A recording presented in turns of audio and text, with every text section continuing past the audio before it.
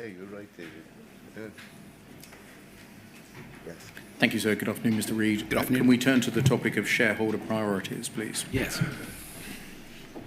There's no need to turn it up, but in paragraph 246 of your first witness statement, you say, quote, "The Postmaster Sentiment Survey showed that remuneration is the top priority for postmasters. Despite some increases, it remained a top priority for many postmasters and the area with the lowest perceived improvement." Can we look at a letter that you reference in the same witness statement in your paragraph 169 from Kevin Hollinrake to Mr. Staunton, outlining the shareholder priorities that the department would like you to focus on? UKGI 304 4317.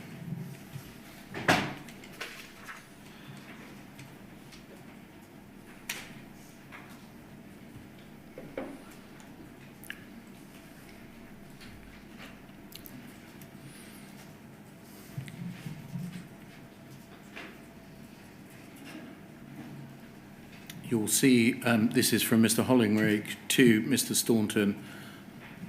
It's dated the 29th of June 2023 and contains the strategic priorities for 23 to 2024.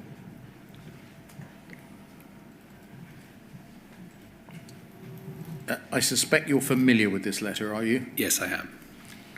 I don't want to spend time sort of scrolling through it, but would you agree that postmaster remuneration, i.e. ensuring that today's postmasters are able to make a living, and the viability of the network as a consequence, are not included in the list of priorities set out by the government? Yes.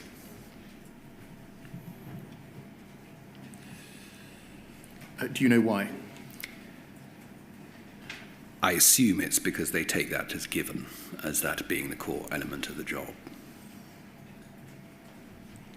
You've said that remuneration is, according to the Postmaster Sentiment Survey, the top priority for postmasters. It's not listed as any priority by the government. That's correct. Aside from what is formally written down by the government, in your interactions with the department, with UKGI and with ministers, would you say that it is a priority for the government to ensure that sub-postmasters are remunerated fairly and are able to make a living through their partnership with the Post Office, a state-owned business? I think it's one of a number of priorities. I think the major priority, as you'll probably see from the 23-24 letter to Henry, is very much around compensation and support to the inquiry. They are clearly priorities, but your point is correct in that the last 4 postmaster surveys that we've conducted, remuneration has, on each occasion, been the number one concern for current serving postmasters. If we go to page 2 of the letter and look at the first priority, effective financial management and performance, including management of legal costs to ensure medium-term viability. And if you see at the 4th bullet point, this includes maintaining stringent cost control and maintaining a clear focus on value for money and efficient delivery across the cost base, including and then some sub-points. Would you agree that effective financial management and performance, including stringent cost control, is in conflict with the fair remuneration of sub-postmasters? Potentially. And so not only is the fair remuneration of sub-postmasters not listed as a priority that is listed is potentially in conflict with it? Yes, I think that's fair to say. You tell us in your witness statement, paragraph 273, no need to turn it up, that you have, quote, committed that Post Office will work towards sharing 50% of branch-generated revenue with postmasters, which represents a significant change to their remuneration. And in the last financial year, the Post Office achieved 45.6% and would continue to drive the figure upwards. Would you agree that if branch-generated income is low, then the amount available to be shared with postmasters is low? That's one part of the equation. The other part of the equation is the central costs associated with running the Post Office, which obviously if we reduced those central costs, then the proportion of revenue that's available to be distributed increases. Would you agree that the government and Post Office is not doing enough to ensure that branches can offer sufficient services to ensure sufficient branch-generated income? I think we're trying hard to do that, but that comes to the core of the purpose of the Post Office, which ultimately, and we've discussed this over the last couple of weeks in this forum, is getting clear on what the purpose, the vision and the strategy of the Post Office is. Is it about generating new sources of income, and indeed what are those new sources of income? Is it about market failure, and from a government perspective being clear what market failure the Post Office is there to address? Or is it about looking for new avenues? And that's very much what we have tried to do, which I said in my personal statement quite extensively about the plans that we've had to drive the 4 key activities that the Post Office is engaged in: mails and parcels, cash and banking, what we're doing with our travel business, and how we're driving our platform products as well, which is where we're looking for new commercial opportunities for postmasters to drive ultimately to drive their revenue. A member survey by the National Federation found that 70% of postmasters who responded to the survey were taking home personal drawings of less than the national minimum wage, at that time £8.91 an hour. Would you agree that it is shocking that the Post Office and the sole shareholder, the government, would allow the remuneration of postmasters to fall to such a low level and then not make it a priority to rectify it? It hasn't appeared, as you say, in the shareholders' letter to the chairman. However, it's a clear priority for the organisation. I think we spend a great deal of time focused on how do we generate more revenue for the existing postmaster population. By way of example, I think in the first year in 1920, we increased postmaster remuneration by 10%. The following year by 7%, and the subsequent 2 years we've obviously not been as successful as we were in those first 2 years. It's tended to be inflation-led. What we've done, particularly with the mails and parcels element of the revenue that is generated by postmasters, is to link that to CPI so that at least it increases every single year by the same by CPI, so some 65% of all the mails and parcels products that we sell. But your point is well made, which is there is more to do to take cost out of the business, and there is more to do to address the underlying operating model that allows postmasters to simplify their relationship with Post Office and obviously simplify what it is they are doing. Can we look at the entrustment requirements set by government? Poll 302 7887.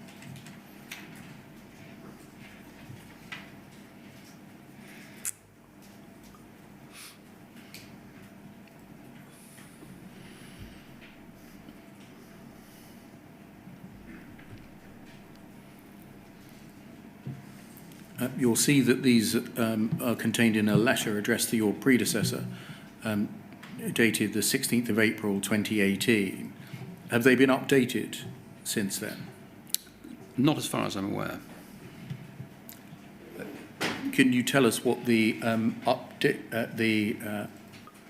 entrustment requirements are, please? I mean, not a list of what they are, but generically what you understand the entrustment requirements to be. The services of general economic interest in terms of what it is that we are expected to provide by way of running the post office. If we scroll down, please, and keep going. Sorry, the last sentence on the top of the previous page. The network, last sentence, must meet the following minimum access requirements. That's correct, the SGEIs, yes. And the first, nationally, 99% of the UK population to be within 3 miles and 90% of the population to be within 1 mile of their nearest post office outlet. Secondly, 99% of the total population in deprived urban areas across the UK to be within 1 mile of their nearest post office outlet. 95% of the total urban population across the UK to be within 1 mile of their nearest post office outlet. And fourthly, 95% of the total rural population across the UK to be within 3 miles of their nearest post office outlet. And then in addition, the following criterion will apply at the level of each and every individual postcode district. 95% of the population of the postcode district to be within 6 miles of their nearest post office outlet. And then post office is required to provide this network of post office branches to make available the services of general economic interest as detailed in Appendix A. Do you agree that these requirements are those that currently exist in relation to the post office? Yes, they do. Do you agree that they impose upon the post office an obligation to public service? Yes, they do. But do you agree that they impose an obligation on post office to public service that impacts upon the profitability of post office as a business? Undoubtedly. Would you agree that the public service requirements, as I'm going to call them, tend to fall more heavily on smaller branches with a lower footfall in areas of lower population density? Largely, yes, that's fair. Or lower income areas, which mean that branches in such areas are less profitable than branches typically are in wealthy urban districts? I think that's fair. Could you also confirm the branches that bear the greater weight of these public service obligations tend not to be those run by what I think are called strategic partners, i.e. Co-op, WH Smiths and similar? That's correct.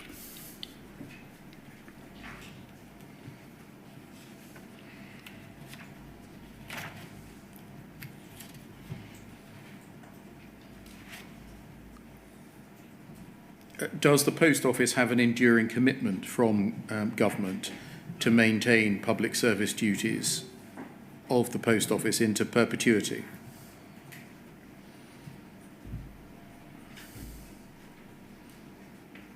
I don't think we've had a long-term commitment to that.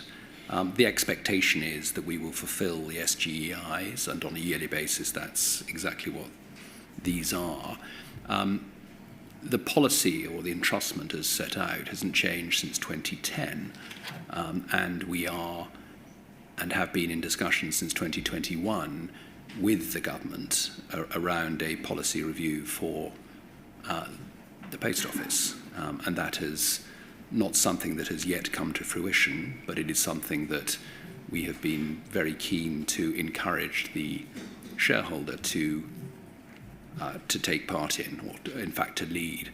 The point being is that the market has changed dramatically since 2010. I mean, not least, we've had a separation of Royal Mail from the Post Office. We've had the rise of digitisation.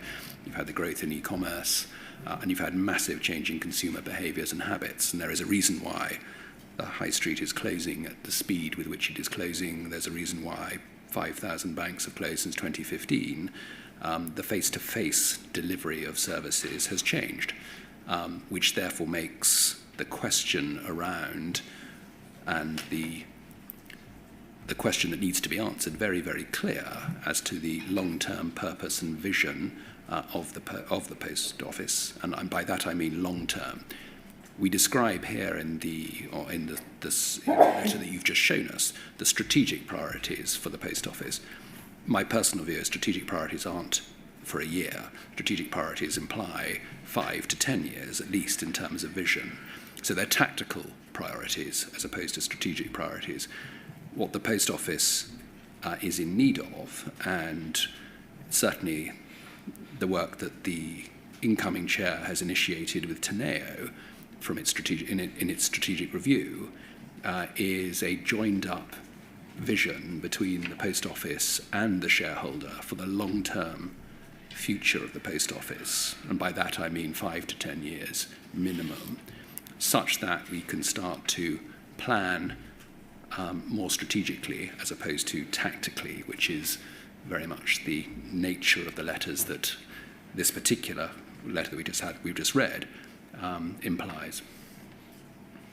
Can you assist us in practice? How do branches in low population density or deprived areas, as compared to branches in higher population density or wealthier areas, receive, if they do, appropriately weighted compensation for delivery of the public service requirements?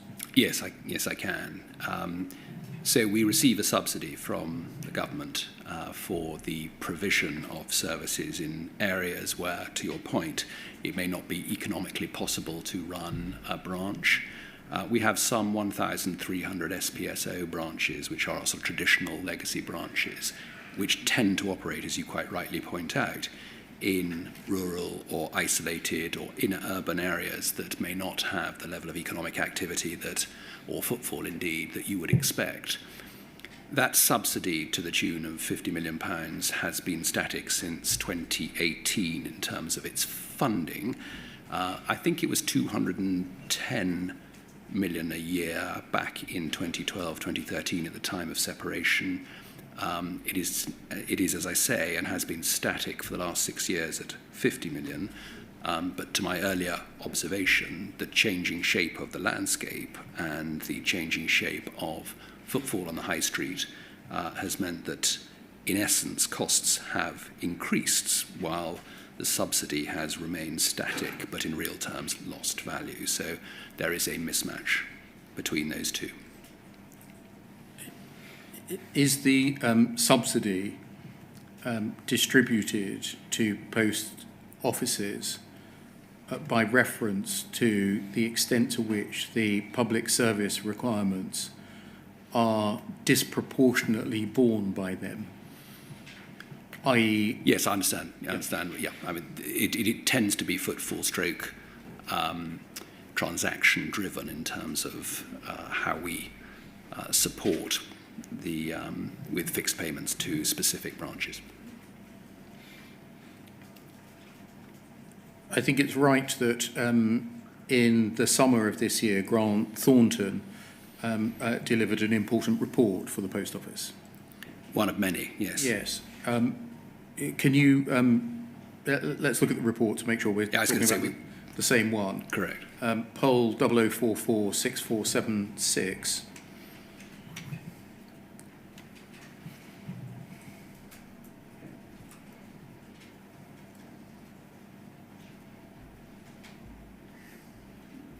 This one concerned the effectiveness of the board. Yes. It stated the 19th of June 2024. And can you explain, please, firstly, the circumstances in which Grant Thornton came to be commissioned to undertake this review and write this report? Yes, I can. I think Rachel Scarabalotti mentioned this last week.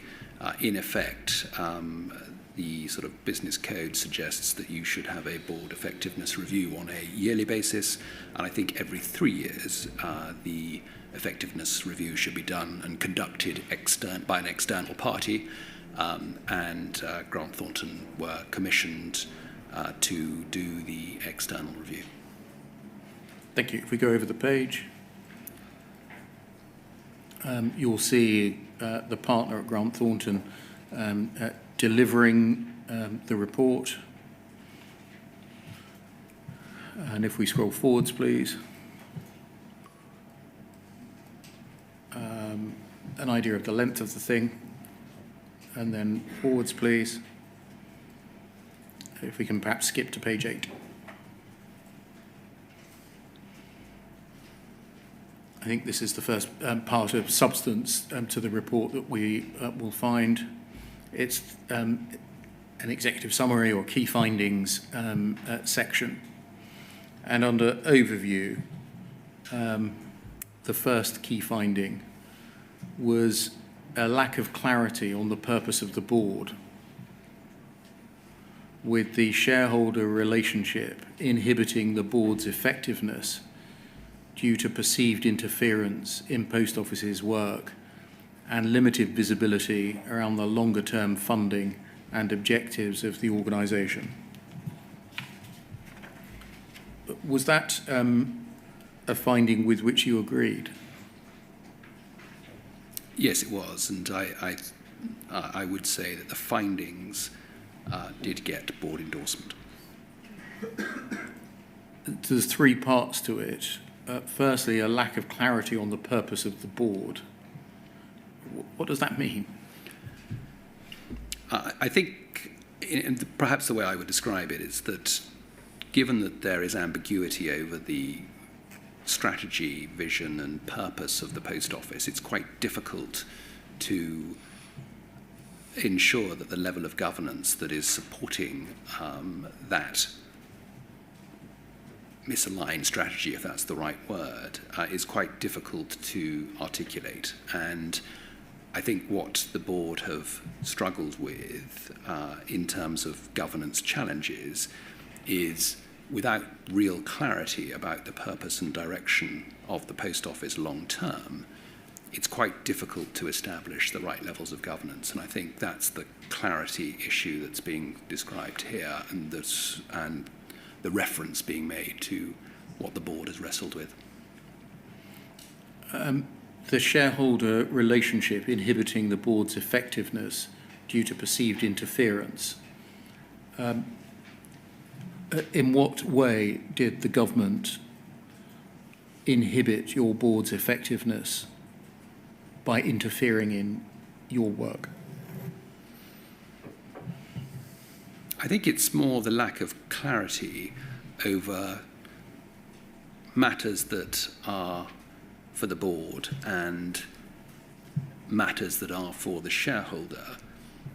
There are certain areas in which the shareholder has and takes a particular standpoint and view. I think it would be obvious to point out that we have a single source of funding, which is the government, and we are therefore completely and utterly reliant on our funding from the government, and this by definition causes challenges, certainly from a strategic point of view. And you will have seen in the verbatims associated with this particular report that there are many observations made around the control of the shareholder without consequence or without accountability, and the general influence that the shareholder has over the direction of the business. You'll also notice, certainly in my first witness statement, I made reference to some of the non-executive directors who'd left after a single term, feeling that independence has and was eroded, if that's the right word, by the obligations and by the constraints that are part of being a publicly owned organisation. The third element is limited visibility around the longer-term funding and objectives of the organisation. Was this essentially recording that the Post Office needed to know whether it had the backing of its owner long-term? Yes. Why did it take the expense of an outside organisation to report to be able to state the fairly obvious truth that the Post Office needs to know whether it has the backing of its owner long-term? I think, as Alistair Cameron said a couple of weeks ago, this has been a constant struggle for members of the board. This isn't something that's sort of emerged relatively in the near term. When it comes to funding in particular, that is a challenge for the business. I think we are subject to spending reviews, government spending reviews, which could be 1, 2, or even 3 years in duration. There are many issues associated with determining how funding is derived. I will use a similar analogy or a similar example to the one that Al used, which was the 21-22 funding round, where the Post Office identified a need for £415 million, which was a combination of subsidy and investment, and we were offered 202 million, and eventually, after 5 months of toing and froing, the government gave us 335 million, which was still obviously 80 million less than had been asked for. That has happened at each of the funding rounds that the business have had, and that obviously makes the idea of long-term planning very difficult. Funding is obviously driven by budget rather than by need, and I think, again, a long-term strategy with an underlying funding model to support that is what I think is required, and clearly that's one of the outputs I'm sure that Teneo will be discussing with the government over the next 2 or 3 weeks when the final Teneo review is put forward. I'm going to come to Teneo in a moment. Right. Would you agree that the confirmation of the government's commitment to Post Office's public service and the number and spread of branches must be a basic requirement for the continuation of the Post Office as an institution?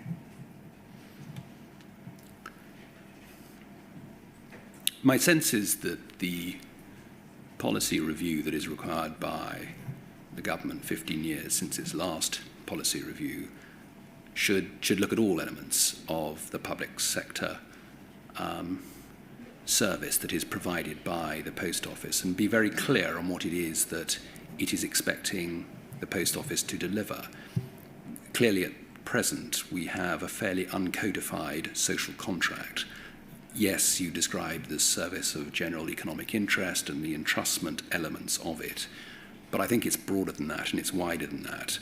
When you look at the role that postmasters play in communities up and down the country, when you look at the level of trust at a local level between consumers and customers, communities and their postmasters, it is quite extraordinary. And when you look at the social value associated with that commitment from postmasters, it is that I think needs to be more heavily examined in terms of the contribution that is being made by postmasters and how the government sees over the next 5, 10, 15 years that continuing to evolve, but more importantly that postmasters are recognised for that contribution, which they currently aren't. How is it possible that these questions, the long-term backing of the owner, the continuation of the social purpose commitment, have not been answered for the future? I think that's a question you'll need to discuss with the government. As I say, we're keen to have a policy review for some time. We make this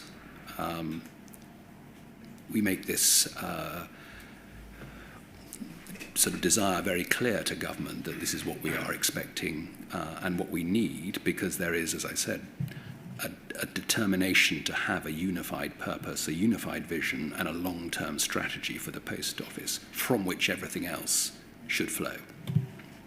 Do you agree that in the meantime, the continuation of the Post Office, coupled with the support of government, goes hand in hand with the projected life of Post Office branches, and consequently the individual investment, mortgages and family financial decision making that has to be undertaken by postmasters on a daily basis? Yes, I do.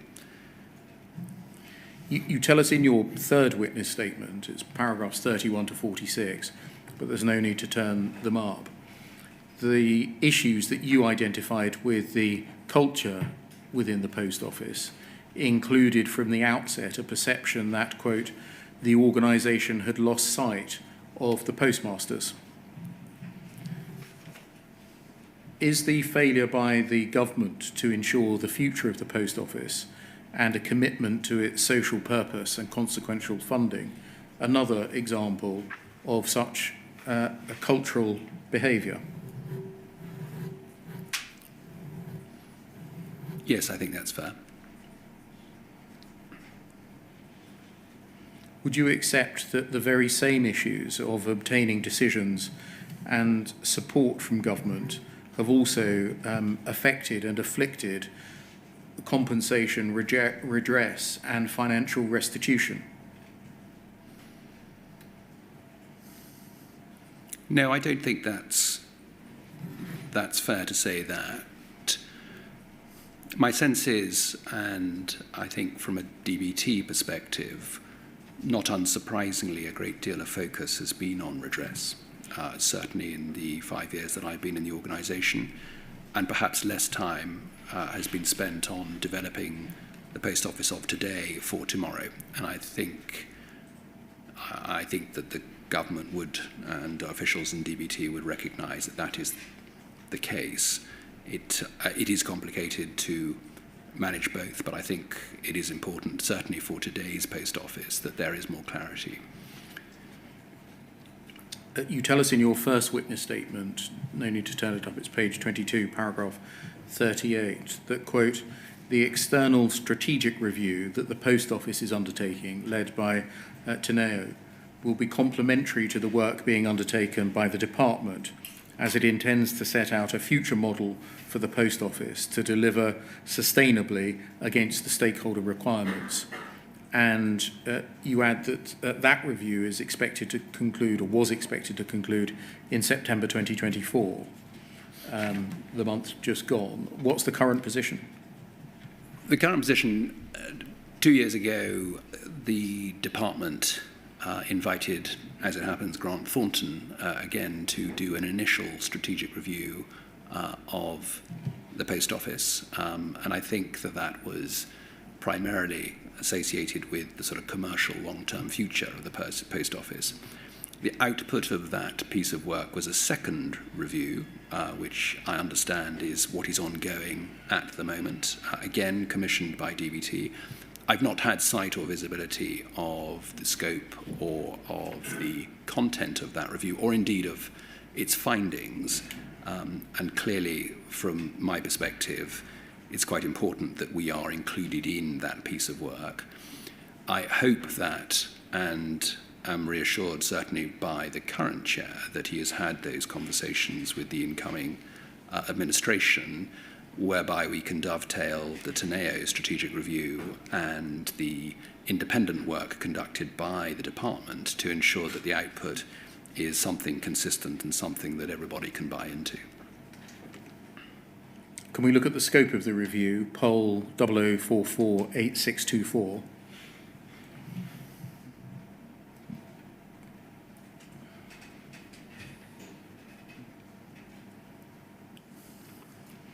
And can we look at page 109, please?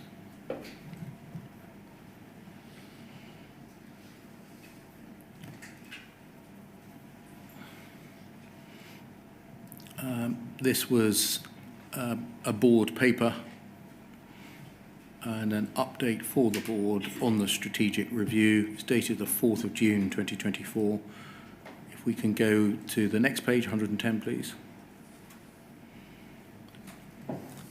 we see the scope of the review, but by way of background first, Post Office has invited Teneo to carry out a comprehensive strategic review of the business and to develop a clear plan for the future.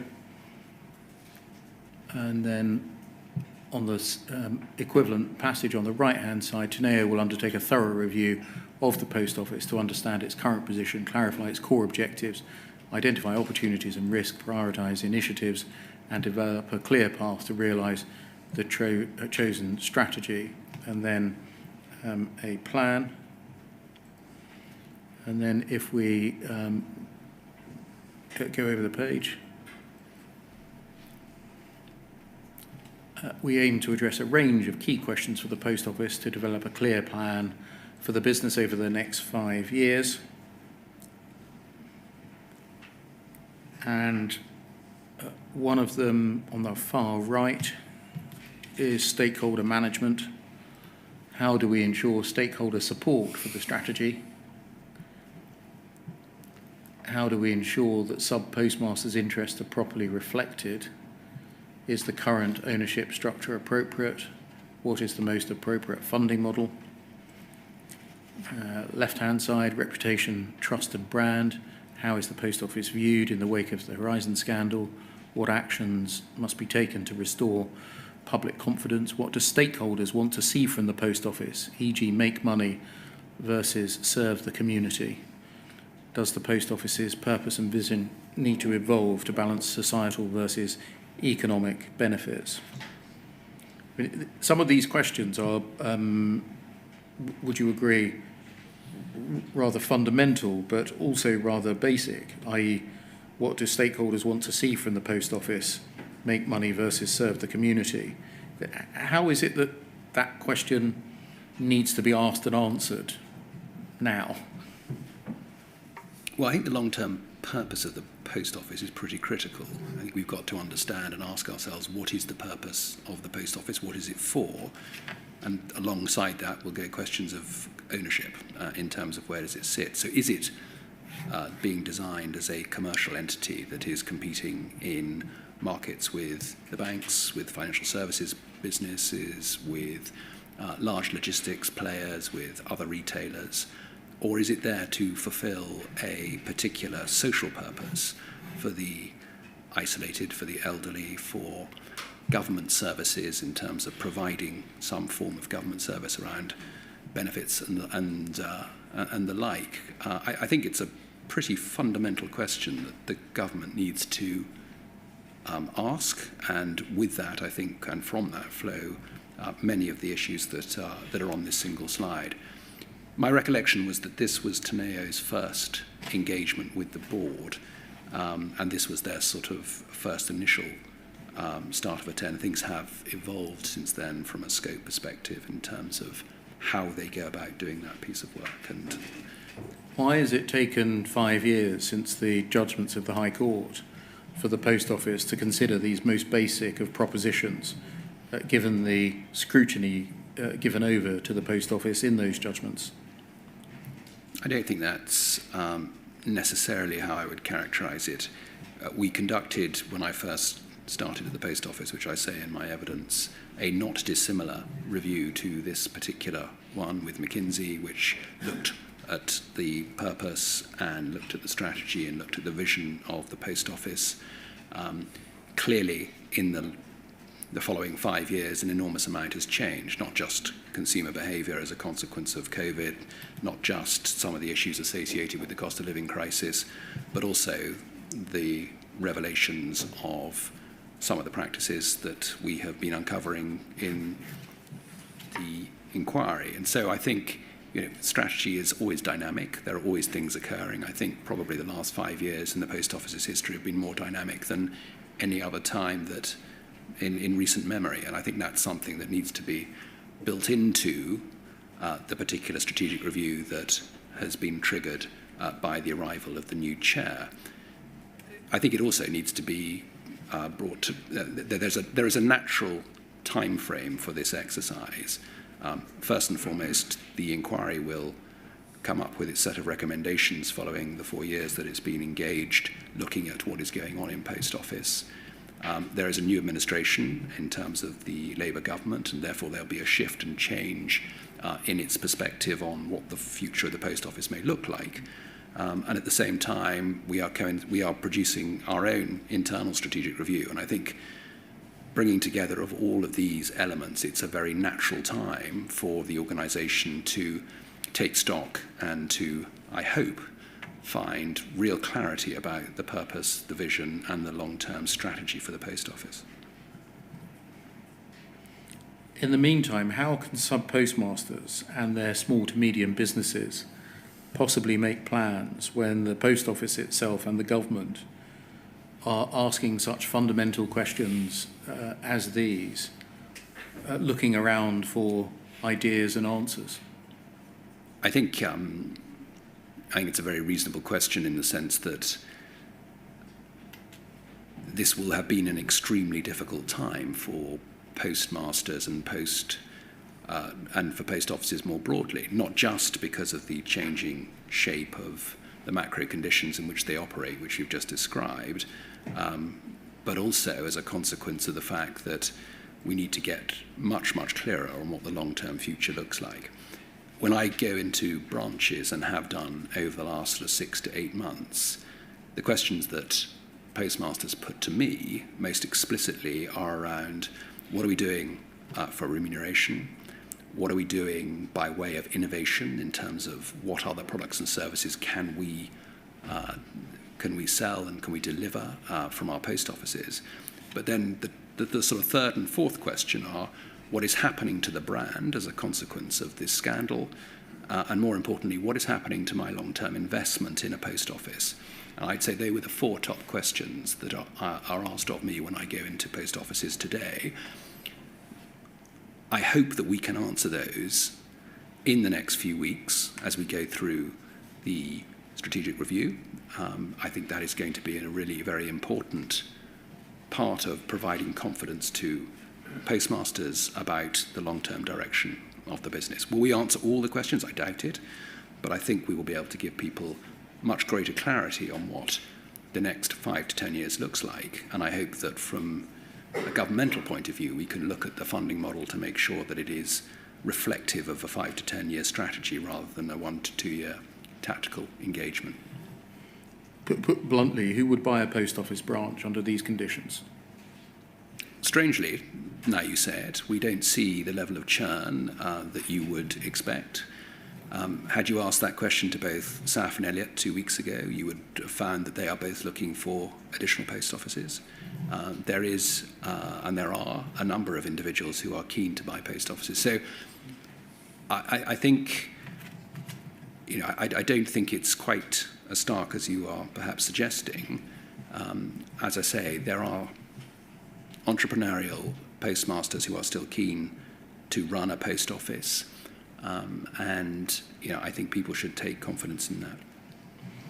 Only 35% of them reported that they had confidence in their senior leadership in the 2024 Post Office Colleague Engagement Survey.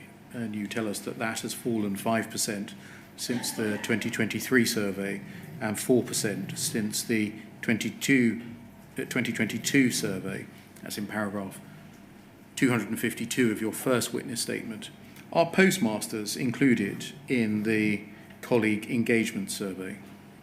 We do a dedicated survey for postmasters, which is a postmaster survey, and we do an internal survey for those people who are obviously... So the survey that I'm talking about, the colleague engagement survey, that's for post office employees? That's for the employees, correct.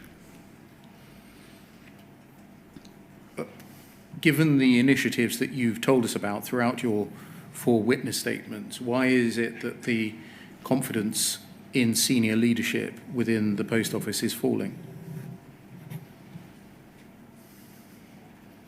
I think there are a number of reasons for that. I don't think it'll come as a great surprise that the survey itself was conducted, I think, in February and March at the time of Henry's departure from the business and the enormous focus that was provided by that in terms of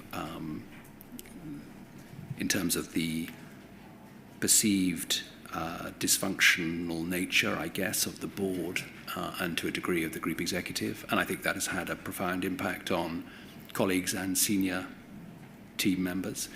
It obviously occurred after the four-part dramatisation, literally a few weeks after that, and of course the subsequent and quite rightly media outrage and consumer outrage at what had happened historically within the Post Office. And I think these are important elements to factor into the sentiment of colleagues whose pride clearly has been, not unsurprisingly, hugely damaged, and whose confidence, having seen a level of dysfunction as perceived in the media, rather than it being conveyed to colleagues through normal internal channels, was obviously being seen in the media. And I think that put a big dent in the confidence that colleagues had in senior leadership. Would you agree that the falling confidence in the senior leadership team could in part be due to the high turnover of senior leadership, perhaps giving the impression of a rudderless ship?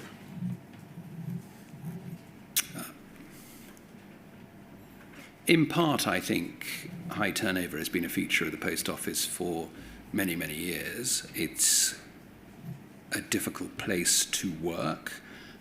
It's a difficult place to achieve success. And I think at the moment it's probably at its most difficult, given the overarching implication of the scandal as well. So, yes, I think that's certainly something that is a major factor, and as I mentioned before, the lunch break, the importance of stability at a board and group executive level, and the importance of stability and confidence in the individuals who are occupying those roles is paramount to the long-term success of the business, and that's something that I think is needed and needed urgently.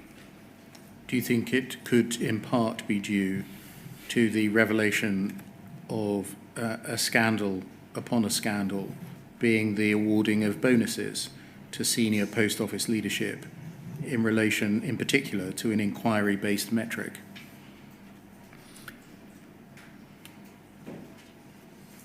I think the challenges in the business certainly stem back to that particular period. There's no question that the transformation incentive scheme and the bonus metric associated with it, and the perception that the organisation was blind or deaf to what was occurring within the scandal certainly will have dented people's confidence, for sure. Would you agree that the dent or diminution in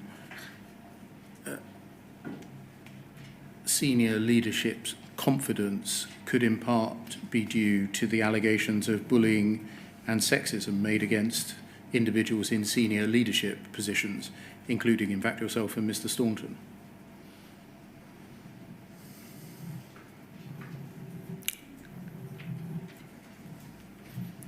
Yes, I guess that's probably fair, that image that will have been conveyed by those allegations will, of course, had an impact on colleagues. However, in defence of that, I would say that a degree of confidence will have been taken by colleagues that no one is above the law in the Post Office, and those whistleblowing allegations that were made against me, as an example, were followed through with a fairly comprehensive investigation.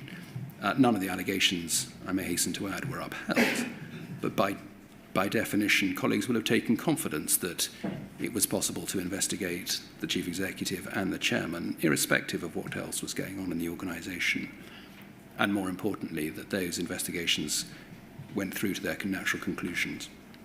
Would you agree that the diminution in the confidence in the senior leadership of the organisation could in part be due to postmasters, including Elliot Jacobs, a board member, facing a harsh and non-transparent investigation, suggesting to sub-postmasters that perhaps nothing has changed since the GLO? I don't think that particular isolated incident of Elliot, disappointing though it was, and as I said yesterday, I don't think it was conducted in the way that I certainly would have wanted. I think, but I also do believe that when you look in the round at the way that we have changed to support postmasters over the last 4 years, that is materially different from where the Post Office has been historically, notwithstanding the perhaps heavy-handed way in which Elliot had been treated. In the light of these issues and each of them, what confidence should the inquiry have that the Post Office has or will put in place a senior leadership team that deserves the confidence of Post Office employees, postmasters and the public?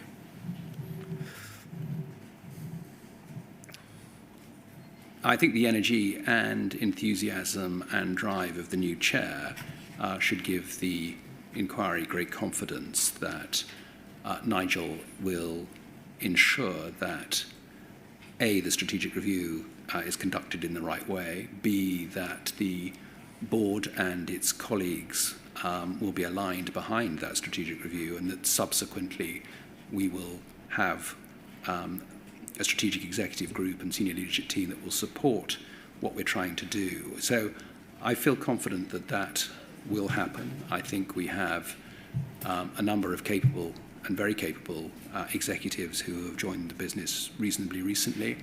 And I think the board as well is, and I mentioned it before, sort of 6 months ago, the need for sort of stabilization. I think Nigel has brought that to the organization and to the board. So, yes, I do have confidence that the wheels are in motion to ensure that the business can come through this very, very difficult period and emerge stronger. In your first witness statement at paragraph 214, perhaps you better have it up on the screen, WITN 0076 0100.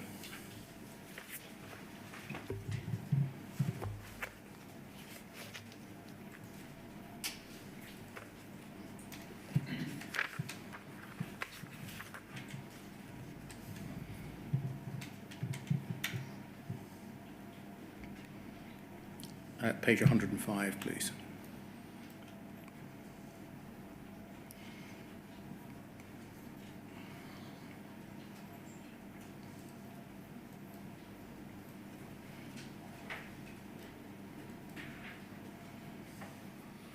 So paragraph 214, you tell us that in April 2021, Post Office launched a behavioural framework called Ways of Working, WOW, to replace the Post Office's previous values and strategic pillars of care, challenge and commit.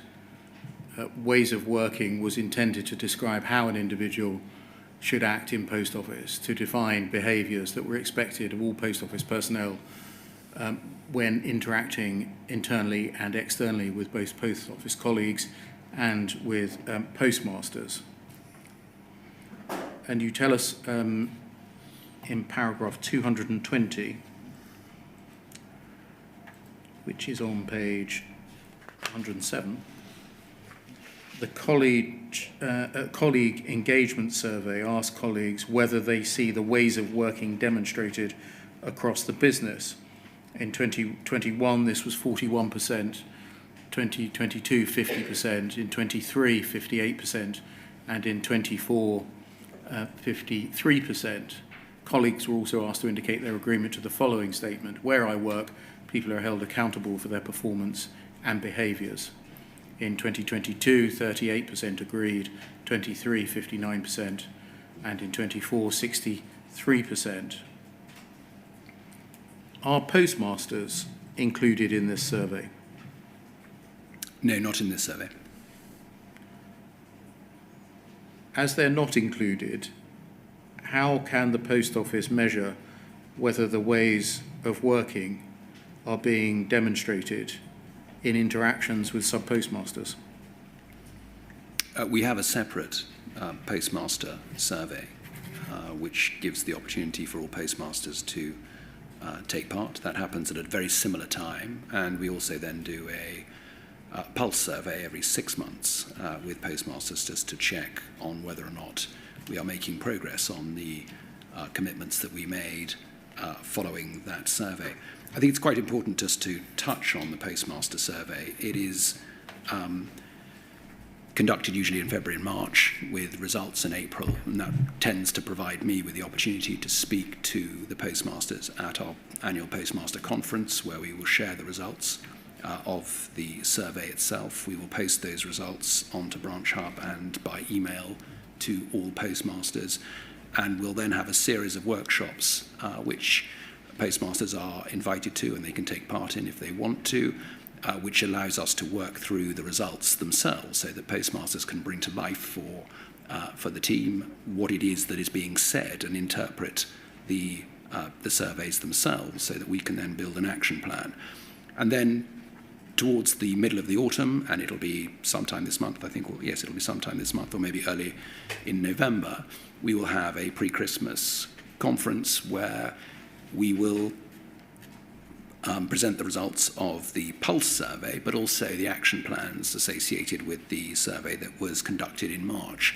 And people can hold us to account for whether or not they've seen any improvement or any change in, or indeed whether or not the commitments that we've made and the action plans that we've promised, we've actually made any progress at all. So there's a difference between the two surveys. Clearly there are different things to measure and different things to gain and get feedback on.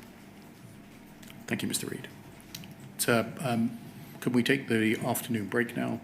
Yeah, between we can, but can I just clarify one thing that I want to be sure I've got the right end of the stick? My understanding of Mr. Railton's evidence was that as a consequence, at least in part, of the Teneo work, a strategic plan had now been formulated at Post Office. Is that correct? The final version of the strategic plan has been completed by Teneo, and the main board have signed it off in the sense that they agree with the findings of that. Right. So I've got that right. Yeah. That has either gone or is imminently going to government for their, in inverted commas, approval. That's correct. Right. But am I also right in thinking that at the same time the government has been working on their own strategic plan? That is correct. And has there been any crossover between those two pieces of work? There has been interaction between the Teneo team and DBT, as I understand it. Right. Right. All right. Thank you. I did get it right at least. Can you tell us what interaction means? It's a good question. As I understand it, Teneo have obviously got a number and a range of stakeholders that they've engaged with, and clearly DBT is one of those.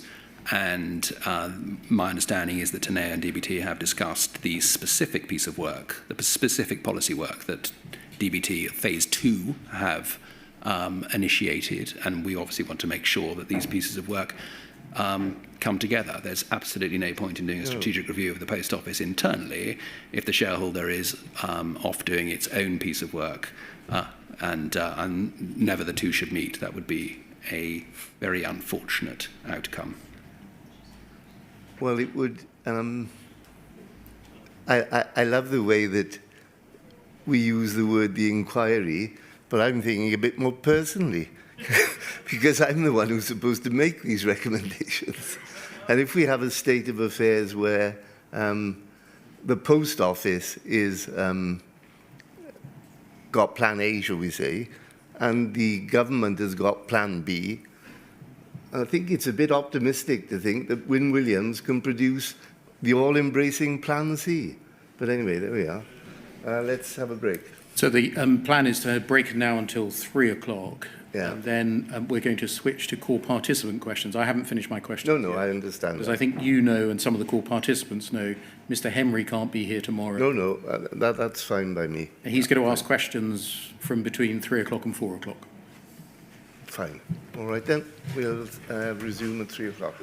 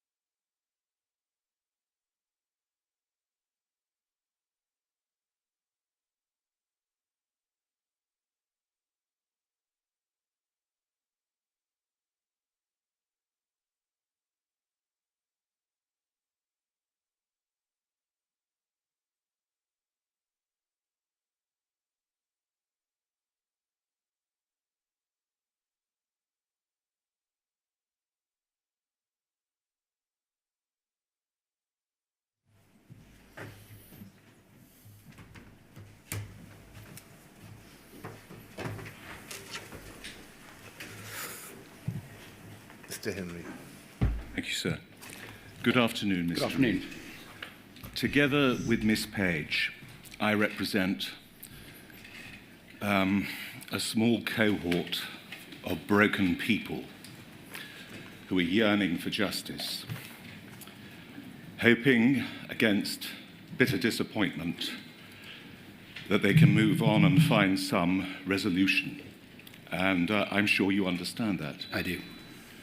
And you would accept, would you not, that the wrongful prosecution of the sub-postmasters is an atrocious chapter in the Post Office's history? Unquestionably. And convictions were procured, it seems, on a fraudulent basis, material non-disclosure. That's correct. And of course, even if sub-postmasters weren't prosecuted, there was a culture of prejudice that then existed, a rush to judgment or a default setting that Horizon was never at fault, that the shortfalls were always in some way connected to the stupidity or incompetence of the sub-postmaster. Yes, that's absolutely what we've learned. And of course, this protracted episode, now well over 2 decades in length, represents, as I'm sure you will agree, the most shameful, brutal, and sustained breach of trust in the company's history. Yes, that's fair. And you would agree that it's a nadir that the Post Office will not even begin to recover from until full and fair compensation is paid to its victims. That's absolutely correct. Now, wrongful accusation leading to conviction brings a person's life to a shuddering halt. I'm sure we can all agree on that. Yes, we can. And the trajectory of their lives thereafter is either flattened or crushed by that injustice. But you would accept that even when that wrongful accusation is removed, some wounds never heal and some injuries can never be properly compensated for. That's certainly my experience from the restorative justice meetings that I have attended. The long-term impact is profound. And it spreads across the family. I agree. Yes. And compensation, insofar as possible, you would agree, is an attempt to restore a person's human dignity and to put them in a position which they might have reached, a level they might have attained, had they not had their lives stolen from them. That is the objective of redress, yes. So it should not be a box-ticking exercise, but should fairly assess and properly reflect the many varieties of loss that these appalling injustices have inflicted on the sub-postmasters. Yes, I would agree. Now, that is a very important factor, would you not agree? The life that they might have led without dishonour or disgrace, that can't be brushed under the carpet by the Post Office, can it? No, it can't. And you would agree that if the sub-postmasters and their dependents are treated unfairly during this compensation process, then the Post Office's own reputation, perhaps even its future, is doomed. Yes, I think that's fair. Yeah, because it would be the most appalling irony or the most dreadful repetition of past history if the Post Office in the past, having exploited the law to its wrongful advantage, did so again to find some way of evading its proper responsibility to the people it wronged. Yes, I would agree. And of course, if the Post Office drags its heels, the same applies. Yes, that's correct. So it follows that the most important thing that the Post Office, under your stewardship, should be doing is to facilitate the speeding up of meaningful compensation, to avoid sub-postmasters living in penury, or as we heard at the very beginning of your evidence, in fact, before you gave evidence, Mr. Reid, dying before receiving proper redress. Yes, that's correct. Now, I think we can still rely on the Times newspaper. Data obtained by the Times under Freedom of Information laws revealed that 263 sub-postmasters and sub-postmistresses had died since being wrongly accused of stealing money because of the computer accounting errors. And of that 263, 251 died before receiving compensation. That's a terrible statistic, isn't it? It's a terrible statistic. Yes, it is. 251 never receiving an apology or recompense. And I'm sure you would struggle to find words to convey the injustice of that. No, it's a terrible situation. Yeah. Each death during this process, before compensation has been made, is an obviously serious matter. You would accept that? Yes. And it could show that the process isn't fit for purpose or it isn't working properly if the claims take so long that unfortunately people die before they receive compensation. I think that's a fair conclusion. Now, I want to now concentrate on something slightly more specific than the vagaries of fate, because obviously people can die for a variety of reasons at any time. But do you know how many of those dead sub-postmasters' claims were delayed or denied on technical legal grounds? No, I don't know that. Has the Post Office made any study of why the process is so slow and whether its lawyers are to some extent responsible for the delays? I don't think I would call it a study, but we are acutely conscious, as you'll have seen over the last 2 days, and particularly the compensation meetings that I've had with the government and with the minister. We spend a lot of time trying to work out how do we improve and speed up the process. That is a constant point of conversation with myself and the minister and others.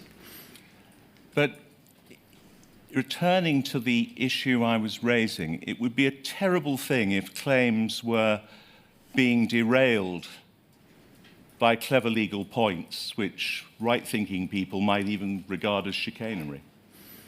Yes, it would be. Would it ever be right, in your view, to reject a claim on a technicality? To reject an entire claim on a technicality, that would seem the wrong thing to do. My understanding is that we have learnt lessons in that particular respect, and that we now, where there are disputes or where there are issues associated with technical reasons, we have got ourselves to a position where we pay interim payments and we try and work out how we resolve those particular disputes. That's my understanding of how we've evolved. To reject an entire claim on a technicality would be, in your view, would it be fair to say unconscionable? It would certainly seem a strange approach, and I don't believe that we are doing that now. It may well have been the case, and we've learnt and we've listened and we've moved on, but I didn't believe that was the case now. As I said before, I think we've got ourselves to a position where we have, and if we are in a dispute, whether that's in the HSS scheme or the AC scheme, we do pay interim payments up to that particular level, and then we have a debate about and a discussion about how we can come to a conclusion. That is my understanding. I see. Now, I wonder, and there are so many cases, but I'm going to take you to the case of Mr. Sivabramanian Jayakanthan, and you may not have heard of him, but he was a sub-postmaster in Putney.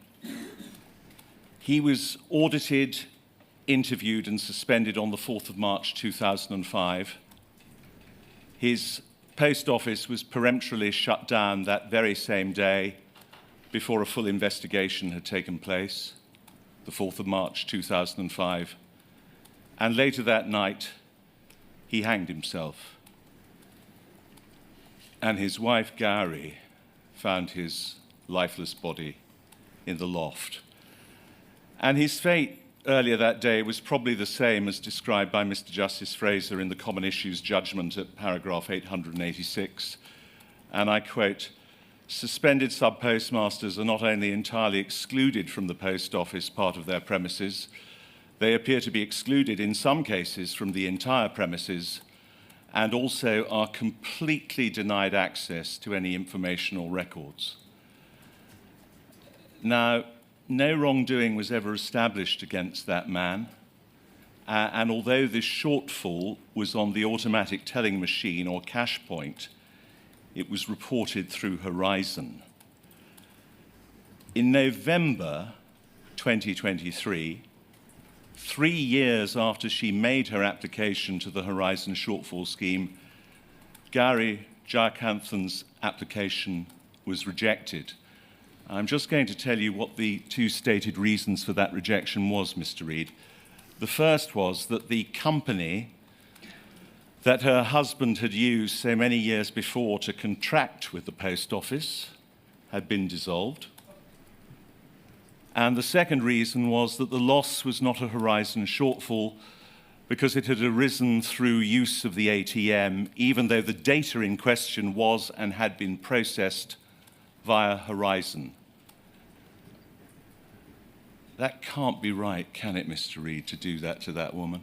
That doesn't sound right, Mr. Henry. I would agree with you. I'm not familiar with this case, as you rightly point out. I don't specifically get into individual cases. However, as you quite rightly say, the principle seems peculiar, given that Horizon was clearly involved in the ATM processing. And the people representing you, and I don't mean that personally, I'm talking about the institution, but they would have known that at the time of the tragedy, she was the mother of 2 young children, infants under the age of 5, whom she had to raise thereafter on her own, having suffered years of financial hardship and insecurity because she lost her livelihood as well as her husband. So you outright reject. It could never be acceptable for the Post Office's lawyers to take a technical point like that, blocking her path to closure and compensation. I think in the context of where we have gone over the last 3 or 4 years, it does seem, in the way that you describe, to be a desperate situation. I agree. Now, leaving aside the issue of the 3-year delay, I want to now deal with the, very, very briefly, because we're going to touch on it a little bit later, the inception of the schemes. And I accept, of course, that you were very, very recently in post, and so therefore you were very much dependent upon people to advise you. But there isn't any question, is there, of extremely tight, restrictive eligibility criteria being used to deter claims? Narrow, legalistic criteria to reject claims and claimants. You would reject that?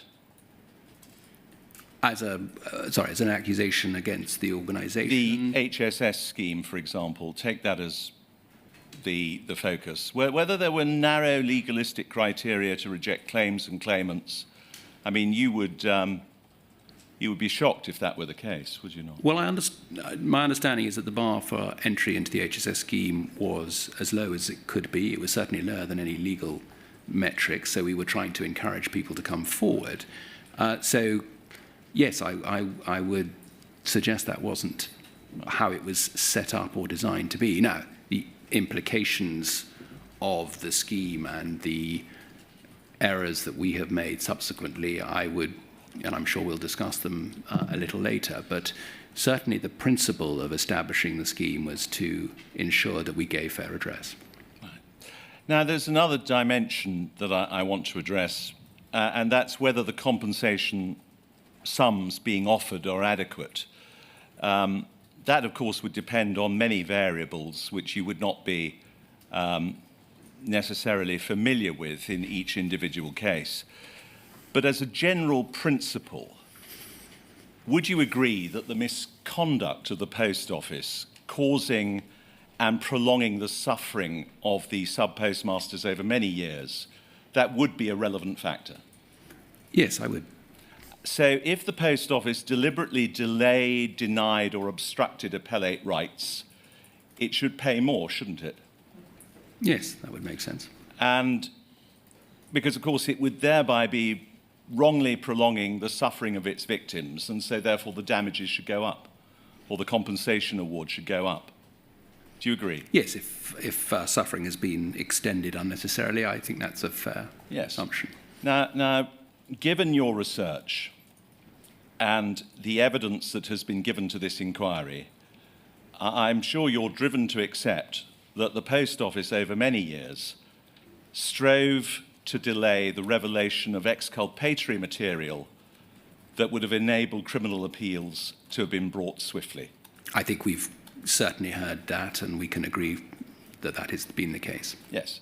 I mean, no need to go over old ground, but it is important to note the non-disclosure of the Clark advice from 2013 to 2020 concerning Mr. Gareth Jenkins.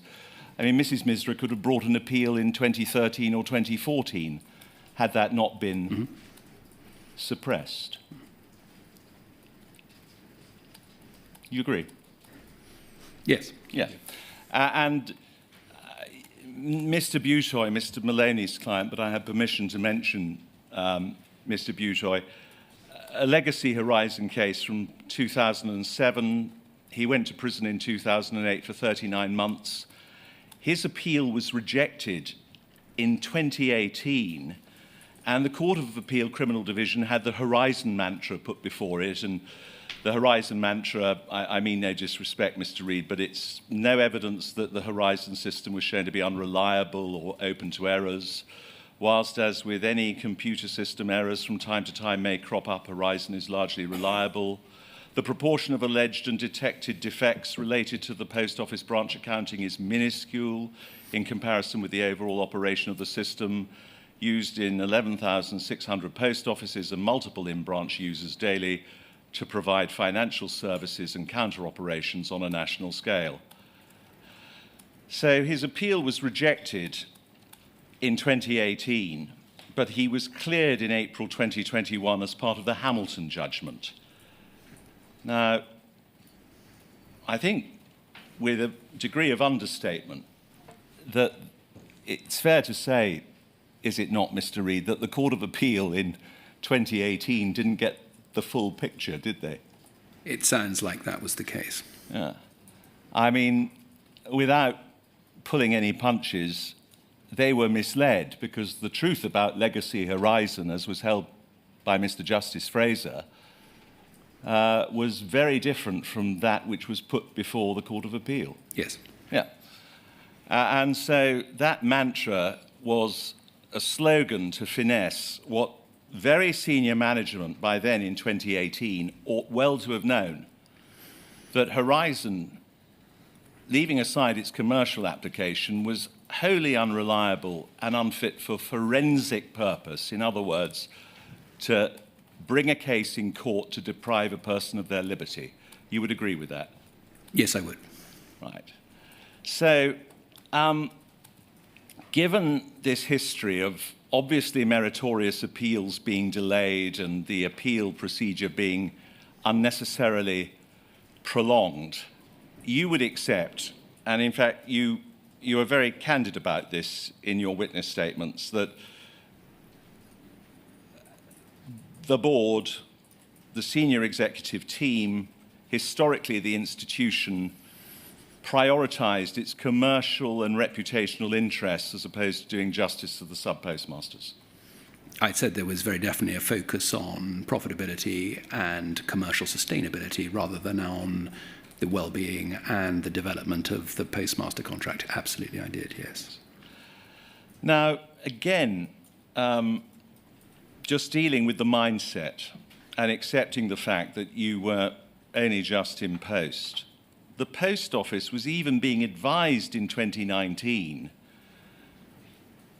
that the Criminal Cases Review Commission might never make a referral.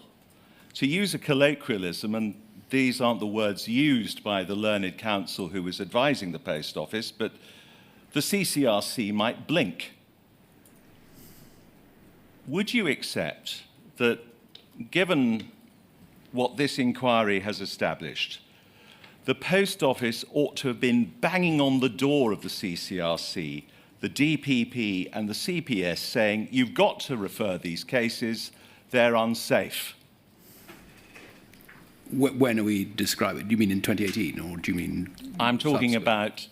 about as soon as it came to pass that there were serious problems with Horizon, and certainly by 2019, after the receipt of the Horizon issues judgment, the Post Office ought to have been banging on the door of the CCRC saying, you've got to refer these cases.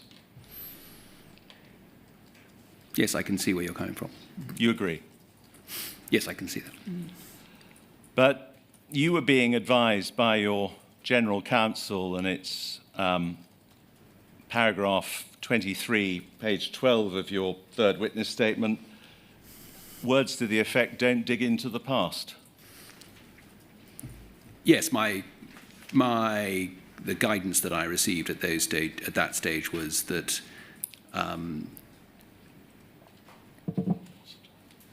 my focus was very much on today's Post Office for tomorrow and moving the business forward. So I think that's fair. And you know Santayana's famous dictum, those who do not learn the errors of the past are condemned to repeat them.